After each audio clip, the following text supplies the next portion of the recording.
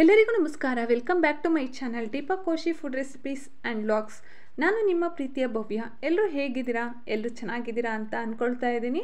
ನಾನು ಕೂಡ ತುಂಬಾ ಚೆನ್ನಾಗಿದ್ದೀನಿ. ಇವತ್ತಿನ ಒಂದು ರೆಸಿಪಿಯಲ್ಲಿ ನಾನು ಸಬ್ಸಿಗೆ ಸೊಪ್ಪು ಹಾಕಿ ಸೂಪರಾಗಿ ಬಜ್ಜಿನ ಮಾಡೋದು ಹೇಗೆ ಅಂತ ನಿಮ್ಗಳ ಹತ್ರ ಶೇರ್ ಮಾಡ್ಕೊತಾ ಇದ್ದೀನಿ. ಬನ್ನಿ ಹಾಗಾದರೆ ಹೇಗೆ ಮಾಡೋದು ಅಂತ ನೋಡ್ಕೊಂಬರೋಣ. ಹಾಗೆಯೇ ಏನೇನೆಲ್ಲ ಬೇಕು ಅನ್ನೋದನ್ನು ಕೂಡ ನೋಡ್ಕೊಂಬರೋಣ. ನಾನಿಲ್ಲಿ 1 ಬೌಲಷ್ಟು ಕಡಲೆ ಹಿಟ್ಟನ್ನು ತೊಗೊಂಡಿದ್ದೀನಿ, 1-2 ಚಮಚದಷ್ಟು ಅಕ್ಕಿ ಹಿಟ್ಟನ್ನು ತೊಗೊಂಡಿದ್ದೀನಿ, ಹಾಗೆಯೇ ಒಂದೇ ಒಂದು ಚಿಟಿಕೆಯಷ್ಟು ಸೋಡಾ, ಹಾಗೆಯೇ ಜೀರಿಗೆನ ತೊಗೊಂಡಿದ್ದೀನಿ, ಕರಿಬೇವಿನ ಸೊಪ್ಪನ್ನು ಸಣ್ಣದಾಗಿ ಹೆಚ್ಚಿಟ್ಕೊಂಡಿದ್ದೀನಿ, ಶುಂಠಿನೂ ಕೂಡ ಸಣ್ಣದಾಗಿ ಹೆಚ್ಚಿಟ್ಕೊಂಡಿದ್ದೀನಿ, ಹಾಗೆಯೇ ಸಬ್ಸಿಗೆ ಸೊಪ್ಪು, ರುಚಿಗೆ ತಕ್ಕಷ್ಟು ಉಪ್ಪು, ಹಾಗೆಯೇ ಈರುಳ್ಳಿನ ನಾನು ಉದ್ದುದಾಗಿ ಹೆಚ್ಚಿಟ್ಕೊಂಡಿದ್ದೀನಿ. ನೀವೇನಾದರೂ ಬೋಂಡನ ಮಾಡ್ತೀನಿ ಅಂತ ಅಂದರೆ ಅದನ್ನು ಸಣ್ಣದಾಗಿ ಕಟ್ ಮಾಡಿಕೊಂಡ್ರೆ ಆಯಿತು. ನಾನಿಲ್ಲಿ ಸ್ವಲ್ಪ ಚೆನ್ನಾಗಿ ಮಕ್ಕಳಿಗೆ ತಿನ್ನೋದಕ್ಕೆಲ್ಲ ಚೆನ್ನಾಗಿರುತ್ತೆ ಅನ್ನೋದಕ್ಕೋಸ್ಕರ ಉದ್ದುದಾಗಿ ಹೆಚ್ಕೊಂಡಿದ್ದೀನಿ. ಹಾಗೆಯೇ ಈರುಳ್ಳಿನ ಸ್ವಲ್ಪ ಜಾಸ್ತಿ ತೊಗೊಂಡಿದ್ದೀನಿ, ಹಾಗೆಯೇ ಹಸಿಮೆಣಸಿನ್ಕಾಯಿ ಕೂಡ ಹಾಕೋಬಹುದು. ಸೊ ನಾನಿಲ್ಲಿ ಖಾರದ ಪುಡಿನ ಹಾಕೊತಾ ಇದ್ದೀನಿ. ಸೊ ಇವಾಗ ಹೇಗೆ ಮಾಡೋದು ಅಂತ ನೋಡ್ಕೊಳ್ಳೋಣ ಬನ್ನಿ.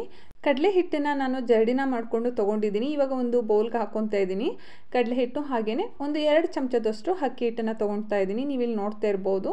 ಹಾಗೆಯೇ ನಾವು ತೊಗೊಂಡಿರುವಂತಹ ಇಂಗ್ರೀಡಿಯೆಂಟ್ಸ್ ಎಲ್ಲ ಹಾಕೋಬೇಕಾಗುತ್ತೆ. ಜೀರಿಗೆ, ಹಾಗೆಯೇ ಸೋಡಾನ ಹಾಕ್ಕೊಂಡಿದ್ದೀನಿ. ಸಬ್ಸಿಗೆ ಸೊಪ್ಪನ್ನು ತೊಳೆದು ನಾನು ನೀಟಾಗಿ ನೀರನ್ನ ಸೋರಿಸಿ ಹೆಚ್ಚಿ ಇಟ್ಕೊಂಡಿದ್ದೆ, ಸೊ ಅದನ್ನು ಹಾಕ್ಕೊಂಡಿದ್ದೀನಿ. ಹಾಗೆಯೇ ಕರಿಬೇವಿನ ಸೊಪ್ಪು, ಶುಂಠಿನ ನಾನಿಲ್ಲಿ ಸಣ್ಣದಾಗಿ ಹೆಚ್ಚಿ ಇಟ್ಕೊಂಡಿದ್ದೆ, ಬೇಕಿದ್ರೆ ತುರಿದು ಕೂಡ ಹಾಕ್ಬೋದು. ಹಾಗೆಯೇ ಈರುಳ್ಳಿನ ಹಾಕ್ಕೊಂಡಿದ್ದೀನಿ, ರುಚಿಗೆ ತಕ್ಕಷ್ಟು ಉಪ್ಪನ್ನು ಕೂಡ ಹಾಕ್ಕೊಂಡಿದ್ದೀನಿ. ಕೊನೆಯಲ್ಲಿ ನಾನು ಸ್ವಲ್ಪ ಖಾರದ ಪುಡಿನ ಹಾಕ್ಕೊತಾ ಇದ್ದೀನಿ. ನಾನು ಆಗಲೇ ಹೇಳಿದಾಗೆ ಹಸಿಮೆಣಸಿನ್ಕಾಯಿ ಕೂಡ ಹಾಕೋಬಹುದು. ಮಕ್ಕಳಿಗೆಲ್ಲ ಮಾಡ್ಕೊಡ್ತೀವಿ ಅಂತ ಅಂದರೆ ಖಾರದ ಪುಡಿನ ಹಾಕ್ಕೊಂಡ್ರೆ ಆಯಿತು. ಸೊ ಇದನ್ನೆಲ್ಲ ಹಾಕಿದ್ದಾದಮೇಲೆ ನಾವು ಚೆನ್ನಾಗಿ ಇದನ್ನು ಮಿಕ್ಸ್ ಆಗೋ ಹಾಗೆ, ಈರುಳ್ಳಿ ನಾವು ತೊಗೊಂಡಿರೋಂಥ ಇಂಗ್ರೀಡಿಯೆಂಟ್ಸ್ ಎಲ್ಲ ಮಿಕ್ಸ್ ಆಗೋ ಹಾಗೆ ಕಲಿಸ್ಕೋಬೇಕಾಗುತ್ತೆ. ಕಲಿಸ್ಕೊಂಡಾದ್ಮೇಲೆ ನಾವು ನೀರು ಹಾಕಿ ಒಂದು ಬಜ್ಜಿ ಹಿಟ್ಟನ್ನು ಕಲಿಸ್ಕೋಬೇಕಾಗುತ್ತೆ. ಹಾಗೆಯೇ ಕೊತ್ತಂಬರಿ ಸೊಪ್ಪನ್ನು ಕೂಡ ಹಾಕಿದ್ರೆ ಇನ್ನೂ ತುಂಬ ಚೆನ್ನಾಗಿರುತ್ತೆ. ಸೊ ಇವಾಗ ನಾನಿಲ್ಲಿ ಕಲಿಸ್ಕೊಂಡಿದ್ದೆಲ್ಲ ಆಗಿದೆ. ಇವಾಗ ನಾನು ಸ್ವಲ್ಪನೇ ನೀರನ್ನ ಹಾಕ್ಕೊಂಡು ನಾನು ಹಿಟ್ಟನ್ನ ಕಲಿಸ್ಕೊತಾ ಇದ್ದೀನಿ. ನೀವಿಲ್ಲಿ ನೋಡ್ತಾ ಇರ್ಬೋದು ಯಾವ ರೀತಿ ನಾನು ಸ್ವಲ್ಪನೇ ಹಾಕ್ಕೊಂಡು ಕಲಿಸ್ಕೊತಾ ಇದ್ದೀನಿ ಅಂತ ಹೇಳಿಬಿಟ್ಟು. ಹಾಗೆಯೇ ನೀರನ್ನ ಸ್ವಲ್ಪ ಹಾಕಿ ಸ್ವಲ್ಪ ಗಟ್ಟಿಯಾಗಿ ಕಲಿಸ್ಕೊಂತು ಅಂದರೆ ಬೋಂಡನ ಮಾಡ್ಕೋಬೋದು. ನಾನಿಲ್ಲಿ ಸ್ವಲ್ಪ ನೀರನ್ನ ಜಾಸ್ತಿ ಹಾಕ್ಕೊಂಡು ಮೀಡಿಯಮ್ ಅದಕ್ಕೆ ಕಲಿಸ್ಕೊಂಡು ಬಜ್ಜಿ ರೀತಿ ಮಾಡ್ಕೊತಾ ಇದ್ದೀನಿ. ಈ ರೀತಿ ಮಾಡೋದ್ರಿಂದ ಮಕ್ಳಿಗೂ ತುಂಬಾ ಇಷ್ಟ ಆಗುತ್ತೆ, ನಮಗೂ ತಿನ್ನೋದಕ್ಕೆಲ್ಲ ಚೆನ್ನಾಗಿರುತ್ತೆ. ಸೊ ಈರುಳ್ಳಿ ಎಲ್ಲ ಉದ್ದುದ್ದ ಹೆಚ್ಚಿರ್ತೀವಲ್ವ, ಸೊ ಹಾಗಾಗಿ ತುಂಬಾ ಚೆನ್ನಾಗಿರುತ್ತೆ. ನಾನಿಲ್ಲಿ ಸ್ವಲ್ಪನೇ ನೀರನ್ನ ಹಾಕ್ಕೊಂಡು ಕಲಿಸ್ಕೊತಾ ಇದ್ದೀನಿ. ನೀವಿಲ್ಲಿ ನೋಡ್ತಾ ಇರ್ಬೋದು. ಒಂದೇ ಸರ್ತಿ ನೀರನ್ನ ಹಾಕಿ ನಾನಿಲ್ಲಿ ಕಲಿಸ್ಕೊತಾ ಇಲ್ಲ. ಸಬ್ಬಸಿಗೆ ಸೊಪ್ಪನ್ನ ಹಾಕಿ ಬಜ್ಜಿ ಅಥವಾ ಬೋಂಡನ ಮಾಡ್ಕೊಳ್ಳೋದ್ರಿಂದ ತುಂಬಾ ಒಂದು ಡಿಫ್ರೆಂಟ್ ಆಗಿರುವಂತಹ ಟೇಸ್ಟ್ ಸಿಗುತ್ತೆ. ಸಬ್ಬಸಿಗೆ ಸೊಪ್ಪು ಆರೋಗ್ಯಕ್ಕೆ ತುಂಬಾ ಒಳ್ಳೆಯದು ಅಂತಲೇ ಹೇಳ್ಬೋದು. ಅದರಲ್ಲೂ ಬಾಣಂತಿಯರಿಗೆ ತುಂಬಾ ಒಳ್ಳೆಯದು. ಬಾಣಂತನದಲ್ಲಿ ಸಬ್ಬಸಿಗೆ ಸೊಪ್ಪಿನ ಅಡುಗೆಗಳನ್ನ ಮಾಡಿಕೊಟ್ರೆ ತುಂಬಾ ಒಳ್ಳೆಯದು. ಮಕ್ಕಳುಗಳಿಗೆ ಎದೆ ಹಾಲು ತುಂಬಾ ಚೆನ್ನಾಗಿ ಬರುತ್ತೆ.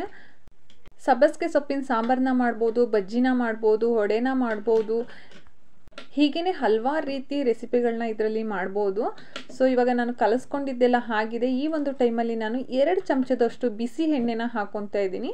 ನಾನು ತೊಗೊಂಡಿರೋಂಥ ಹಿಟ್ಟಿಗೆ ನಾನು 2 ಚಮಚದಷ್ಟು ತೊಗೊಂಡಿದ್ದೀನಿ. ಸೊ ನೀವೇನಾದರೂ ಜಾಸ್ತಿ ತೊಗೊಂತು ಅಂತ ಅಂದರೆ ಸ್ವಲ್ಪ ಜಾಸ್ತಿ ಎಣ್ಣೆನ ಹಾಕ್ಕೊಳ್ಳಿ. ಎಣ್ಣೆ ಹಾಕ್ಕೊಳ್ಳೋದ್ರಿಂದ ನಮಗೆ ಬಜ್ಜಿ ಗರಿಯಾಗಿ ಬರುತ್ತೆ, ಹಾಗೆಯೇ ಎಣ್ಣೆ ಜಾಸ್ತಿ ಕುಡಿಯೋದಿಲ್ಲ. ಸೊ ಆ ಒಂದು ಕಾರಣಕ್ಕೆ ನಾವು ಎಣ್ಣೆನ ಹಾಕ್ಕೋಬೇಕಾಗುತ್ತೆ.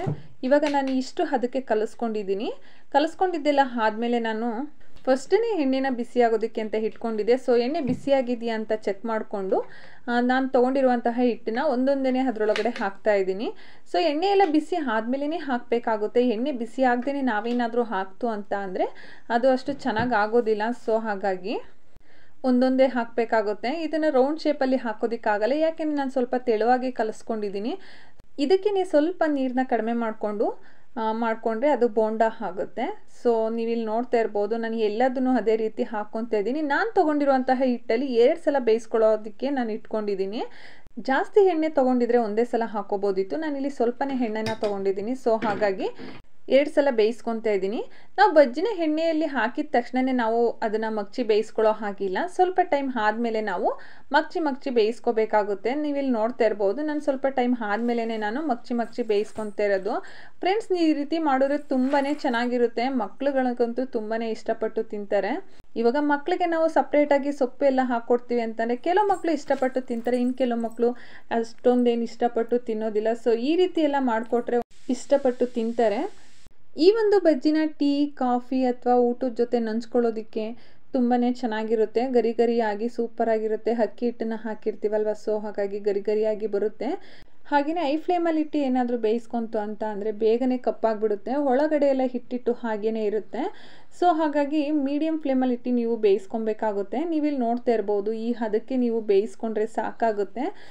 ಹಾಗೆಯೇ ಫುಲ್ ಕಡಿಮೆ ಹುರಿಯಲ್ಲಿ ಇಟ್ಟು ನೀವೇನಾದರೂ ಬೇಯಿಸ್ಕೊಂತು ಅಂತ ಅಂದರೆ ಅದು ಅಷ್ಟು ಚೆನ್ನಾಗಿ ಆಗೋದಿಲ್ಲ, ಎಣ್ಣೆ ಕುಡಿದಿದೆ ಅನ್ನೋ ಥರ ಅನ್ನಿಸ್ತಾ ಇರುತ್ತೆ. ಸೊ ಹಾಗಾಗಿ ಮೀಡಿಯಮ್ ಫ್ಲೇಮಲ್ಲಿ ಇಟ್ಟು ನೀವು ಬೇಯಿಸ್ಕೊಂತು ಅಂದರೆ ನಮಗೆ ಪರ್ಫೆಕ್ಟಾಗಿ ಬರುತ್ತೆ. ಸೊ ನಾನು ಉಳಿದಿರೋ ಅಂಥದ್ದನ್ನು ಕೂಡ ಹಾಕಿ ನಾನು ಬೇಯಿಸ್ಕೊತಾ ಇದ್ದೀನಿ. ಇದನ್ನು ಕೂಡ ಅಷ್ಟೇ ನಾನು ಮೀಡಿಯಮ್ ಫ್ಲೇಮಲ್ಲಿ ಇಟ್ಟಿನೇ ನಾನು ಬೇಯಿಸ್ಕೊತಾ ಇದ್ದೀನಿ. ಹಾಗೆಯೇ ಹಾಕಿದ ತಕ್ಷಣ ಮಗ್ಚಿ ಬೇಯಿಸೋ ಹಾಗಿಲ್ಲ, ಸ್ವಲ್ಪ ಟೈಮ್ ಆದಮೇಲೆ ನಾವು ಮಗ್ಚಿ ಬೇಯಿಸಬೇಕಾಗುತ್ತೆ. ಇದನ್ನು ಕೂಡ ನಾನು ಫಸ್ಟ್ ಯಾವ ಹದಕ್ಕೆ ನಾನು ಬೇಯಿಸ್ಕೊಂಡಿದ್ದೆ ಅಷ್ಟೇ ಹದಕ್ಕೆ ಬೇಯಿಸ್ಕೊತಾ ಇದ್ದೀನಿ. ನೋಡಿದ್ರಲ್ಲ ಫ್ರೆಂಡ್ಸ್, ಎಷ್ಟು ಸುಲಭವಾಗಿ ಸಬ್ಬಸಿಗೆ ಸೊಪ್ಪಿನ ಬಜ್ಜಿನ ಮಾಡ್ಬೋದು ಅಂತ ನಾನು ನಿಮ್ಗಳ ಹತ್ರ ಶೇರ್ ಮಾಡ್ಕೊಂಡಿದ್ದೀನಿ. ನೀವು ಕೂಡ ಮನೆಯಲ್ಲಿ ಟ್ರೈ ಮಾಡಿ, ಹೇಗಿತ್ತು ಅಂತ ಕಮೆಂಟ್ ಸೆಕ್ಷನಲ್ಲಿ ಕಮೆಂಟ್ ಮಾಡೋದನ್ನು ಮಾತ್ರ ಮರಿಬೇಡಿ. ಹಾಗೆಯೇ ನನ್ನ ಈ ಒಂದು ಚಾನಲ್ಗೆ ನೀವೇನಾದರೂ ಹೊಸಬ್ರಾಗಿದ್ದರೆ ದಯವಿಟ್ಟು ಸಬ್ಸ್ಕ್ರೈಬ್ ಮಾಡ್ಕೊಂಡು ನೋಡಿ. ಹಾಗೆಯೇ ಇಷ್ಟ ಆದರೆ ಒಂದು ಲೈಕ್ ಮಾಡಿ, ಕಮೆಂಟ್ ಮಾಡಿ, ಶೇರ್ ಮಾಡಿ. ಮತ್ತೊಂದು ರೆಸಿಪಿ ಅಥವಾ ಲಾಗ್ ಜೊತೆ ನಿಮ್ಮನ್ನ ಭೇಟಿ ಆಗ್ತೀನಿ. ಧನ್ಯವಾದಗಳು.